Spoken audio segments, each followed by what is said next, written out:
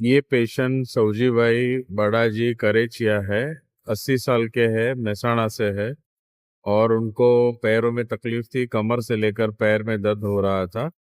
उनका गुरुजी के आशीर्वाद से हीलिंग किया और लकड़ी लेकर आए थे और बिना लकड़ी के चल रहे हैं। उनकी जुबानी सुनिए। કેવું લાગે છે તમને? સારું લાગે. દુખાવો કા તો ઓછો થયો. વતાઈ ગયો અને આ લાકડી લઈને આ લાકડી વગર ચાલ્યા તો કેવું લાગ્યું? થોડે હેડે મોટો નહીં આવે. હેડાયું? લાકડી વગર હેડાય છે ને? કેટલું ચાલ્યા લાકડી વગર? અહીંયાથી ગુરુજીના આશીર્વાદ લીધા સ્ટેજ સુધી જઈને આયા? હજુ આવશો ને 2 દિવસ બીજા?